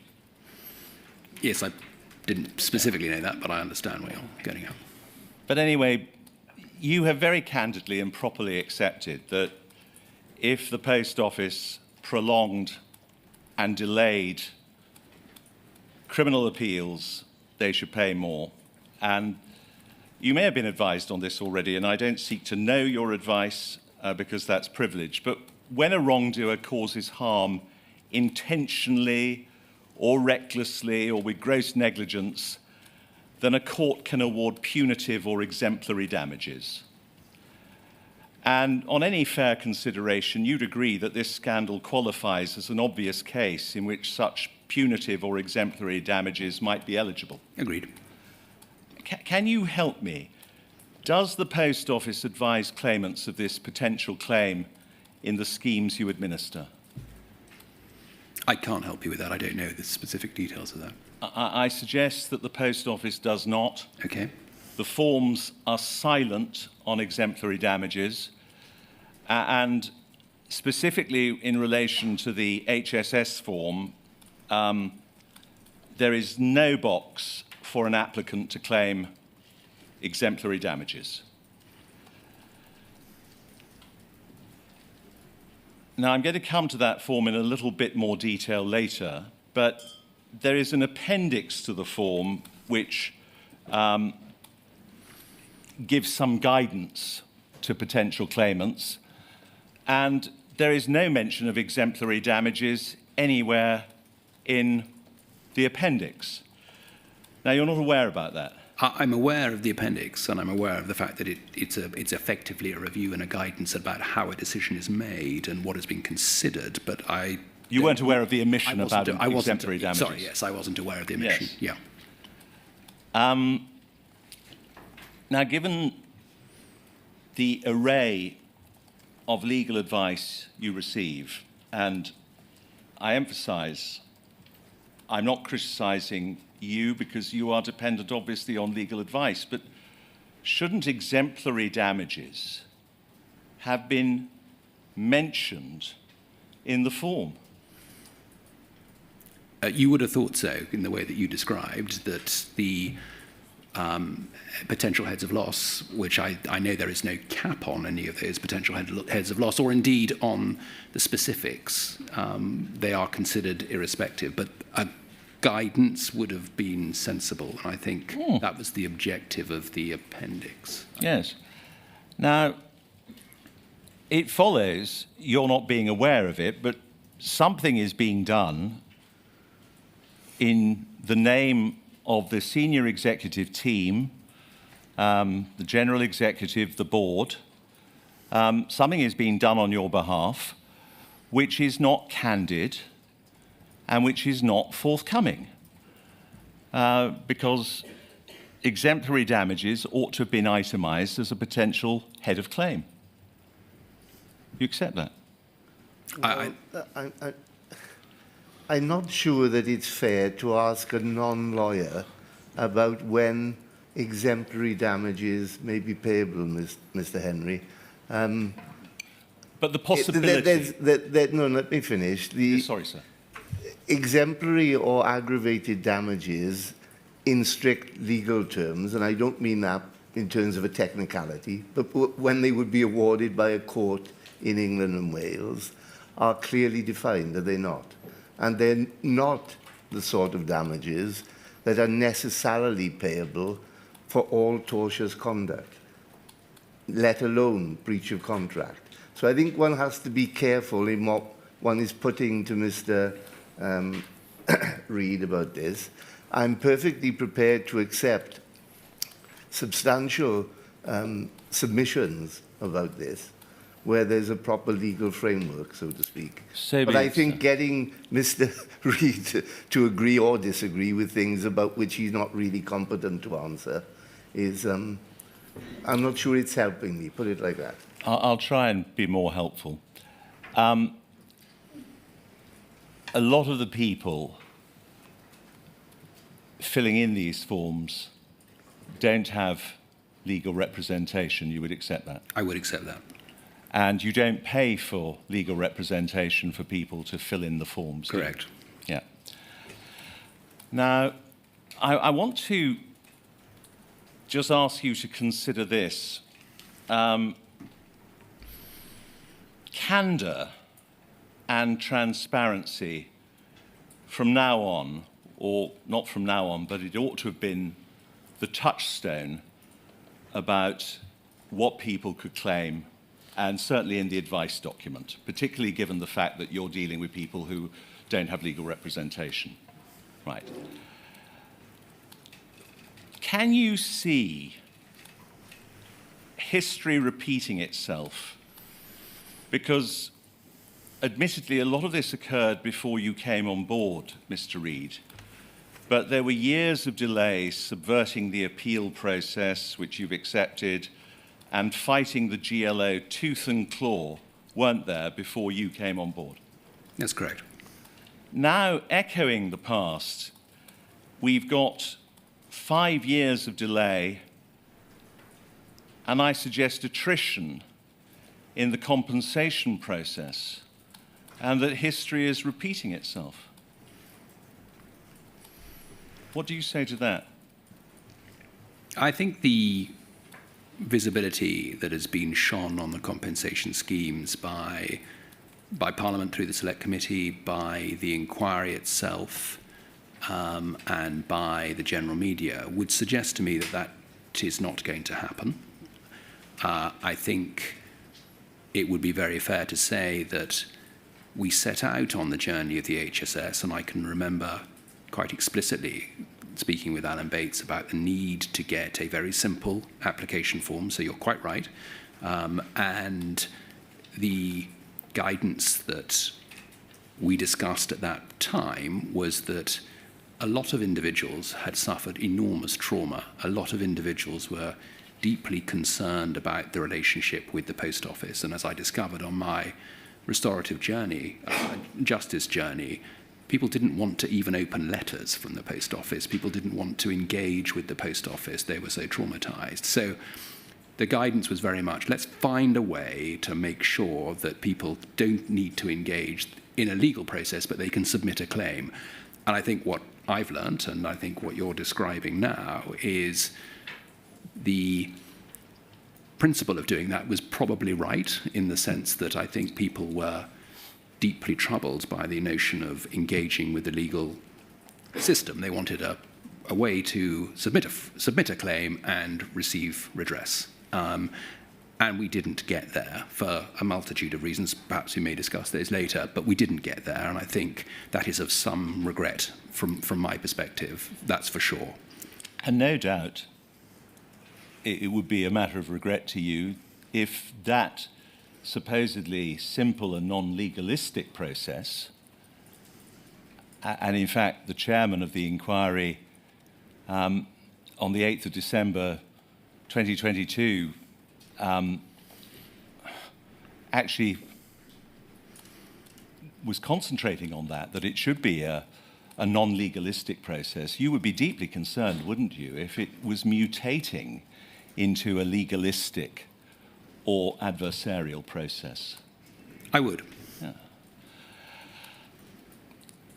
You've already touched upon the potential, as it were, conflict or impossibility or unwisdom, to use that word, of the Post Office being involved in these schemes because, as you've rightly pointed out, the former sub-postmasters want to have no interaction with the Post Office at all, some of them because of the deep trauma they have suffered. But also, does it not place you in a state of conflict? Because if you were candid and transparent and saying you've got to claim this, you've got to claim that, you've got to claim the other, then of course you would be racking up the amount of money you would have to pay in compensation, wouldn't you? That's an inevitable conflict, yes, you're right. Yes. And you've already said, not in so many words, that the Post Office's role in administering 2 out of the 3 schemes is both wrong and untenable. Mm-hmm. Probably didn't use those words, but I think it was inappropriate, and I've said that for many times. The delay and discreditable disputes concerning compensation would exacerbate that lack of trust, would it not? Yes, it would. And it would continue to poison the relationship that exists with the victims and further besmirch the character of the Post Office. I've been very clear that speedy and fair redress is essential to protect the long-term interests of the Post Office and obviously the relationship between the Post Office and the victims of the scandal. And we haven't lived up to that, and that, as I say, is of deep regret. And yesterday you said this, I've looked at my contemporaneous notes, and that would be of conversations with the shareholder and the government, and I think I may well have disclosed something to this effect, that the way it was portrayed to me was that the Treasury were of the opinion that the chaos, I think was the word they used, had been caused by the Post Office. There was a desire for the Post Office to experience some of the discomfort that had been caused. That's what I said, yes. Now, I don't dispute that was said to you, but somewhat odd for a shareholder to want that, isn't it? Well, I think you're raising an interesting question about the shareholder. The shareholder has many guises, and I think it would be fair to say that is the ministers, that is the department, that is UKGI, that is the Treasury. I think this idea of this notion of the shareholder is quite confused in the sense that there are competing and different objectives from different elements of the shareholder, as you put it. And I say that in my witness statement, that one of our challenges is to define very clearly who is the shareholder and are their objectives aligned, because ministers, departments, UKGI, Treasury have different objectives, and that is a challenge for us all. So was the Treasury calling the shot when you gave that evidence yesterday? Ultimately, we have a single source of funding, whether that's for the long-term future of the Post Office or whether that indeed is for compensation, and that is from the Treasury. And I don't understand or know about the inner workings of how departments interact with the Treasury. What I do know is that an arm's length body isn't allowed to interact with the Treasury. One goes through either the shareholder representative, by in this sense UKGI, or indeed occasionally we can speak to the department, who in turn will speak with the Treasury. So there is a obfuscation, I think, by definition of me as the personification, I guess, for want of a better word, of Post Office and the funder. Yes. Whoever was calling the shot, however, the decision that you should be involved, the Post Office that is, in 2 out of the 3 schemes, was thereby exposing a teetering institution which is virtually insolvent to further reputational damage and criticism. I do hold that view, yes. Yes. The government is using the Post Office as a shield or fire curtain, isn't it? That could be a description, yes. Yeah. The fact that you're administering 2 out of the 3 schemes gives the government a degree of protection. Being at one remove gives it room for plausible deniability. They can detach themselves from criticisms levelled at the Post Office, can't they? That's true. They might even be instructing you to minimise or suppress compensation claims whilst avoiding public scrutiny. No, I don't think they've asked us to do that, but I think they are one step removed, but at the same time hold the levers of funding. Have they expressed concerns about the bill? No, I think it would be fair to say that there is an inevitability about it. I don't believe the department has expressed a concern. I think they recognise that freeing up the funds from Treasury is never easy, and therefore determining what that business case could look like and how it works, again, is a question for the department and for UKGI. But no, I would say that there is recognition that the bill is significant and they must get on and deal with it. So that there's no quibbling about the bill. This could all be wrapped up quickly if the money were put on the table. Well, my sense is that with the intervention of the previous Secretary of State back in September 23, and again with the mass exoneration and the availability of the £600,000 fixed fee for the overturned convictions and the £75,000 for the HSS, they have put their mouth where their money is, would be my suggestion. I'm going to suggest that the 600,000 is woefully inadequate for some cases, as is the 75,000. So can I just ask you then, what is the cause of the delay? If the government says, or you have been told that there's no quibbling about the bill, there's a realisation that the money has to be paid, what are the reasons for the delay? Well, I think agreement has now been reached, certainly in HSS, for the 75,000 fixed back and the 75,000 fixed forward. We will be writing out to 25,000 additional postmasters to make them available, to make the scheme available. So I think that process, is happening and will happen this month. So I think one should be confident that we will get on and execute as a consequence of that. I think that there is definitely progress now in the overturned convictions. I think principles have been established. I think the process has been firmly agreed. I think the 600,000 is starting to work. So that is happening. And my sense, and you'll be able to speak, I know, to Simon Recaldin when he comes next week on the specifics of some of these issues, that having taken an inordinate length of time, particularly in OC, to establish some of the principles, that is now done. And I would like to think that we will see compensation flowing, I use that word advisedly, in a way that it hasn't been to date. Do you mind if I ask a question a moment, Mr. Of course, sir. Take the HSS. Yes. And truncating it so we can give Mr. Henry his full-time allowance. There gets to a point, and I'm talking about the high-value cases in HSS, yes. All right? There gets to a point in time where an independent panel has said, we think the value of this is X, right? Correct. And let's assume there's a happy state of affairs and the postmaster is likely to agree that sum, all right? Because you're not very far apart. Okay. At any point in this process, does government authority have to be obtained for individual settlements? Yes, it does. Right. Thank you. So every time, would you like me to explain that a bit more? Yes, please. Yes. Yeah, so every time that the guidelines associated with individual heads of loss are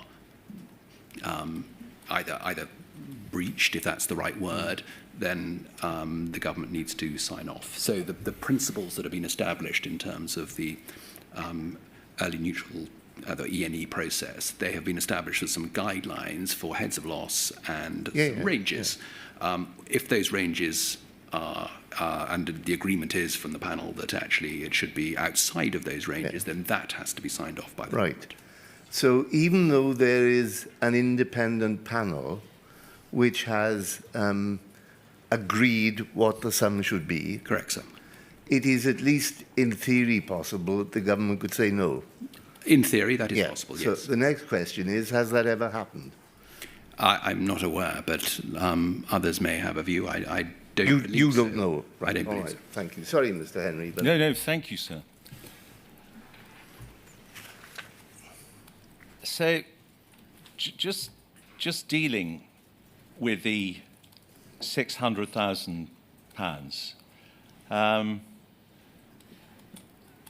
that could never be appropriate for a high-value case, could it? No, I think you're right. We know that both in the 600,000 for the overturned convictions, but also the 75 for the HSS, there will be plenty of individuals for whom this will not be appropriate, but it will be a good medium for many, and I think that that is the point.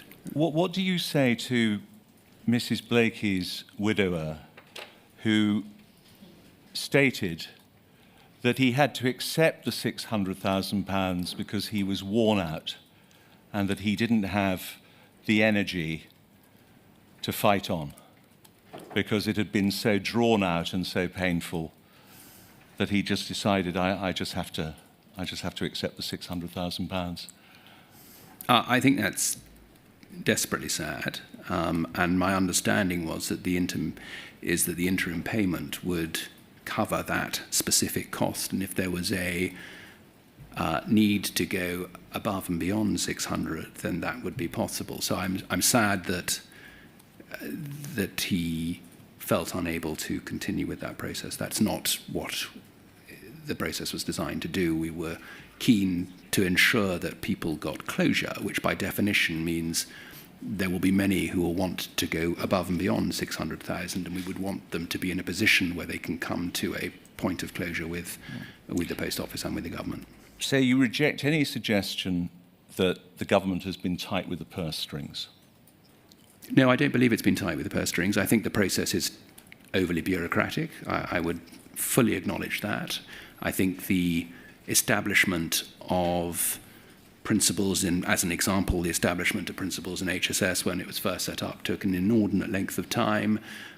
There are many examples, I think, where bureaucracy got in the way, things have gone wrong. I don't think that is necessarily borne out by people being malicious in any way. I just think that is a poor process rather than it being anything more than that. And I know there will be people in this room who have had dealings with the Post Office, and I'm sure they've been deeply frustrated by it. But it's not because the purse strings are being closed tight. You've talked about bureaucracy, and you've said I don't think it's about anybody being malicious. But what about malicious is a very strong word. But what about old-fashioned attitudes? Has the delay been caused because of the Post Office's historic dyed-in-the-wool prejudice against sub-postmasters? No, I don't believe that. I don't believe that. I think that would be an unfair conclusion to jump to. I think it genuinely is a case of old-fashioned bureaucracy, if that's a different way to put it. You say it's unfair, but you can understand the concern, surely. Of course. Typified, I regret to say, by your letter to the Lord Chancellor, which might have caused people enormous concern, that letter to the Lord Chancellor, which was reflective of an old-fashioned view, I suggest, Mr. Reid. No, I don't believe that. I can see why people will have been frustrated by it. We had an obligation, I believe, to alert the Lord Chancellor to the work that we'd done, and I think we worked quite extensively with the advisory board, trying to work out and trying to understand how do we get more people to come forward, which is exactly what we tried to do. And you can see, I think there are minutes from the advisory board meeting that articulate that challenge. How do you get people to come forward, Mr. Reid, when your letter to the Lord Chancellor was in the terms it was, and also Mr. Vamos's unsolicited letter, I'm going to call it "they must be guilty" letter, which was inexplicably posted on the Post Office's website earlier this year? I mean, how can you get people to come forward if that is happening on your watch? Well, we tried many times to engage with the 700 convicted postmasters, both writing to them, trying to engage with them, getting the CCR to help us. And it was a source of great concern, certainly to me, back in the summer of 23, when we were discussing this with the advisory board, that we just simply couldn't find a way to get people to come forward. And we sought the CCRC's help, we sought others' support.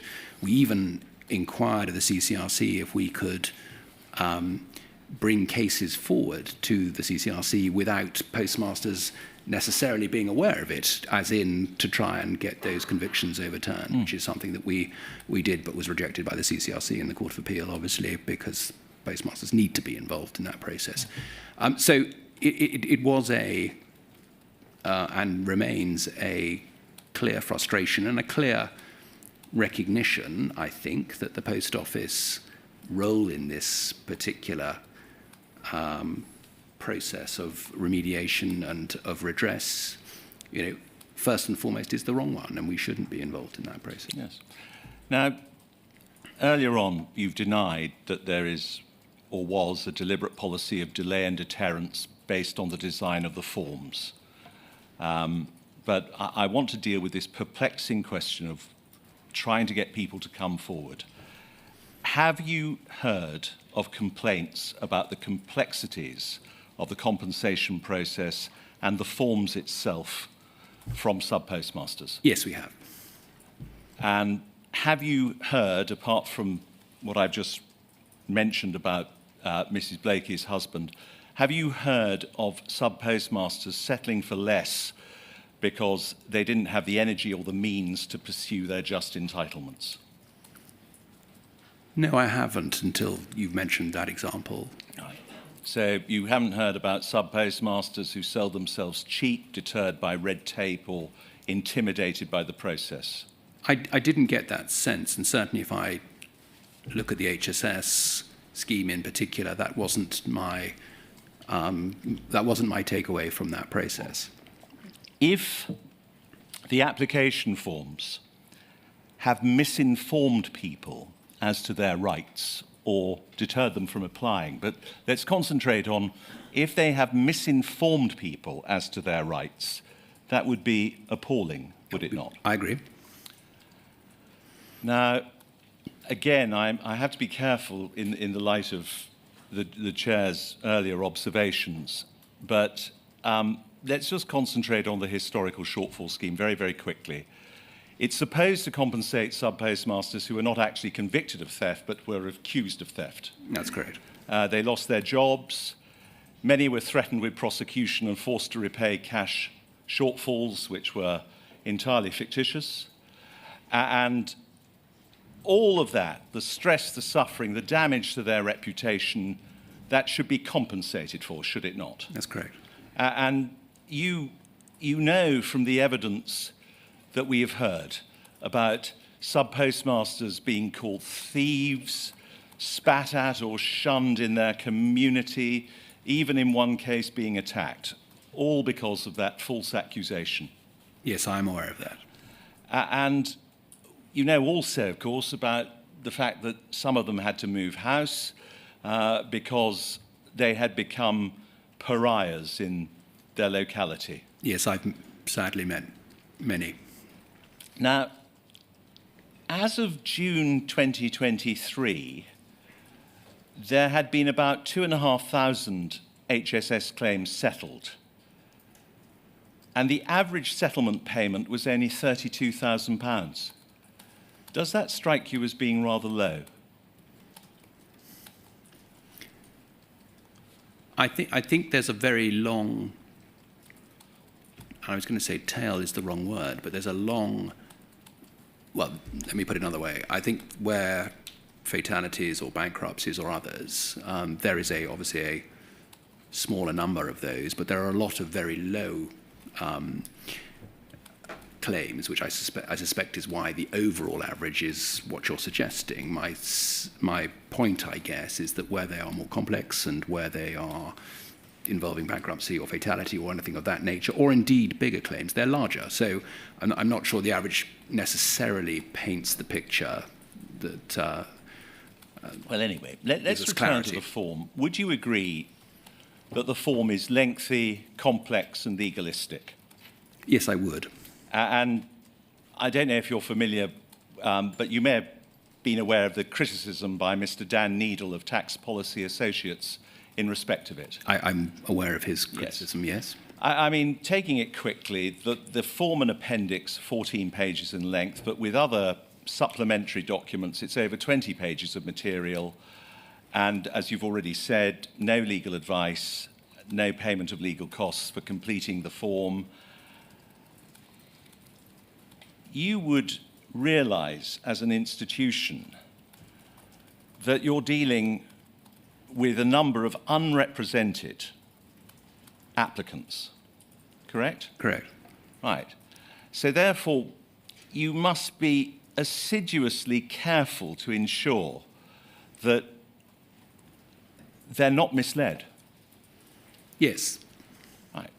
And you've accepted the importance of a person's reputation and the stigma of false accusation, haven't you? I have. Right.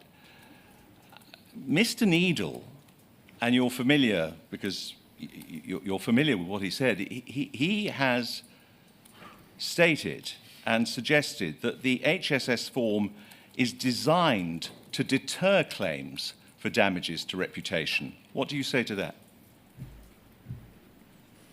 He's clearly entitled to his view. I think what we have done as a consequence is that we have reconstructed the application form.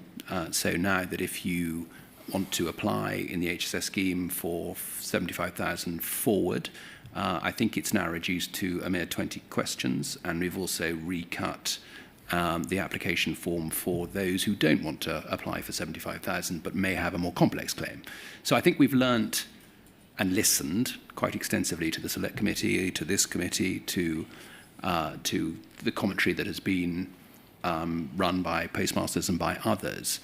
And I would argue that, well, not argue, I would state that we have made changes to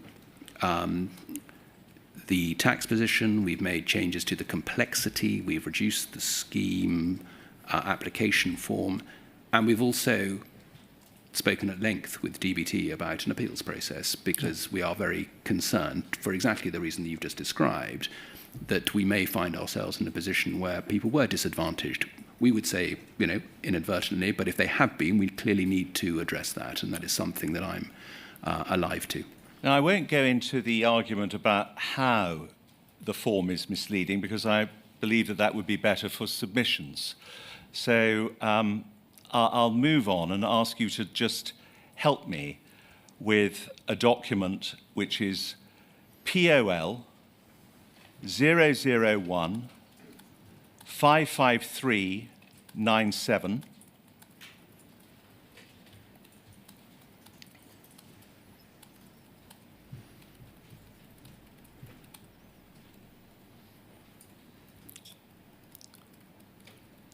And I think you've been shown this document, have you not, Mr. Reid? I'm not sure if you could scroll down, I can see. By all means. It was provided to you earlier this week. Can we scroll down just so I can see it? Thank you.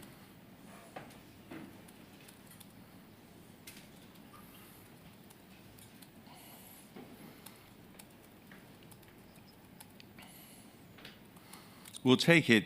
Which piece are you taking me to? So, Yes, of course. Well, if we go to page 1, yeah. it's entitled GLO Post-Settlement GE, that's General Executive? Group Executive. Group yes. Executive, forgive me, paper. And presumably, therefore, you would have seen the paper itself. Yes, I was in the organisation at this time. Yes. Yes. And this is what Mr. Underwood says at page 1. I'm not sure Nick wants me to lead the historical claims work stream, owing to my prior involvement in the complaint and mediation scheme, chairman's inquiry, and the GLO.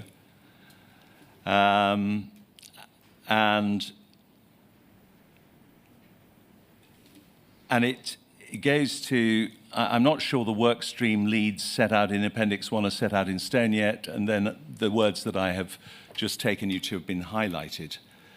Can you help me? Weren't entry fees mooted at one point before access to the HSS was allowed?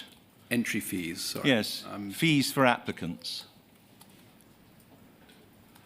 So I'm not sure what that means, actually, to be honest. Well, in other words, you've got Mr. to... Henry suggesting that before you could enter the scheme, you had to pay a fee, Oh, really? Okay. as you do in court in some instances, for that right? example. That's what he's asking you about. Yes, Mr. Henry? I don't recall that being the case. It may well be, but I don't recall that. Could we go to page 2 of 5? And could we scroll up, please? Or maybe down, in fact. I'm sorry, when I say up, I mean down. If we keep going, yes, fees, exactly. Thank you. So we've got Mr. Underwood there saying, my strong view is that you cannot seek payment from applicants, however small, and regardless of the rationale behind it. Optically, this would be extremely challenging and would be a position that I believe the business would struggle to maintain under political and media pressure. I think you can achieve the same desired outcome through having, it says though, through having a very tight and clearly communicated set of eligibility criteria and requirements in terms of the documentation applicants have to provide in order to be accepted into the scheme. Now, that's an atrocious line of thinking, is it not, that at one point the Post Office would seem to have been discussing charging fees to be paid by the wrong victims of the Post Office before they would be allowed to enter into the scheme. It does seem a bizarre... Yeah.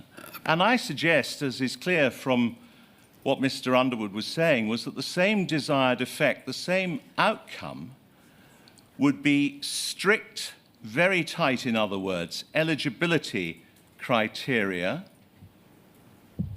very tight and clearly communicated set of eligibility criteria, and, of course, the documentation sub-postmasters would have to provide before being accepted into the scheme. He suggested this would have the same desired outcome, didn't he? It's clear. It does look as though that's Yes. implied. And I suggest that was to restrict access to the scheme and to deter applicants. Isn't it? Possibly.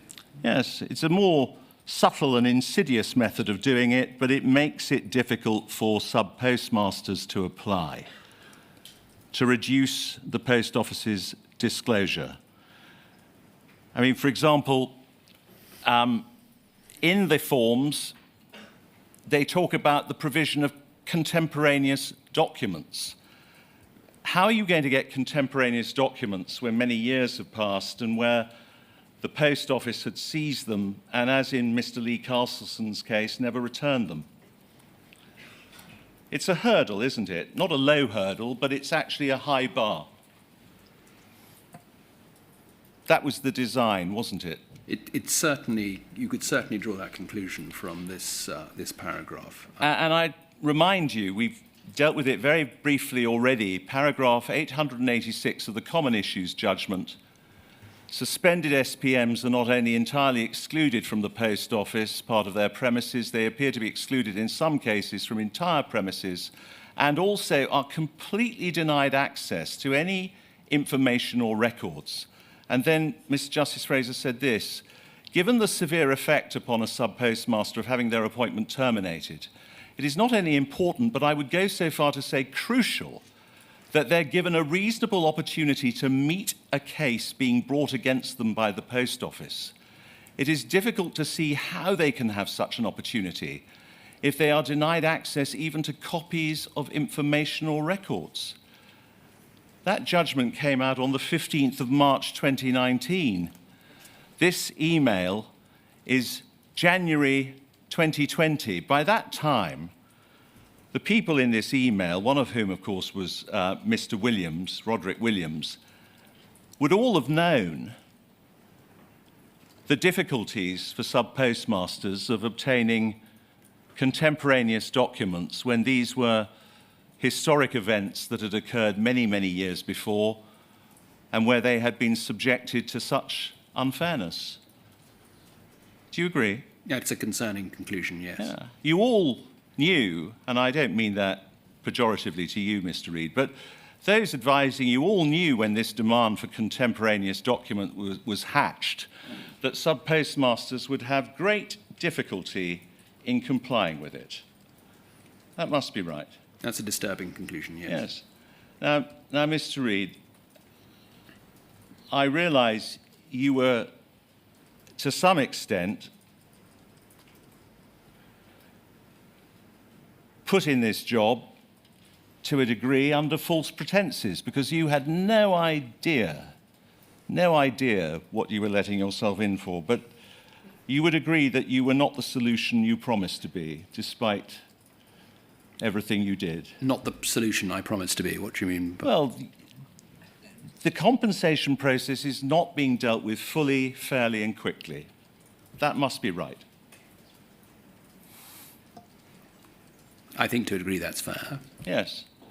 And it's the same, I suggest, dyed-in-the-wool inability of the Post Office to treat those it destroyed or very nearly destroyed with dignity, respect, and justice. I would like to think we've learned the lessons of this. I think it has been slow and painful for the Post Office to do so. I think culturally we've had to come a long way to do that. But I would argue that those lessons have been learned. I think the changes that we have made, certainly over the last few months, particularly to the schemes, to the approach that we've adopted, to the way that we've engaged with victims, has changed. I would hope that people in the room had identified that, but we're obviously open to feedback accordingly. But I think certainly since the compensation hearings and since the drama at the start of this year and since the Select Committee, I think we've learned those lessons. I think the shareholder has too, and I think there is a great deal more understanding. This process has hugely helped in shining a light on some of the practices of the past. I think we are genuinely open and moving towards a better system. There are proper appeals processes, proper independent panels now working. There is a commitment certainly from the shareholder from a funding perspective, and there is a commitment from the Post Office to get this right. I do believe some of the principles are now in place. I do believe that the process is such that things will start to flow. But I would also acknowledge, and I think you've been very generous in pointing it out today, that mistakes have certainly been made, and I would agree with that. Thank you, Mr. Henry. Thank you, sir. You will know, Mr. Reid, that in each of my progress updates and in my interim report, I drew attention to the oft-repeated phrase, both by Post Office and government, that compensation would be full, fair and prompt. forget prompt for the moment, can you assure me that it is still the aim of Post Office to provide compensation which is full and fair? I can assure you. Fine, thank you. Then we'll adjourn now until tomorrow morning when you'll resume your questioning. I will, sir. Mr. Beer. Thank you.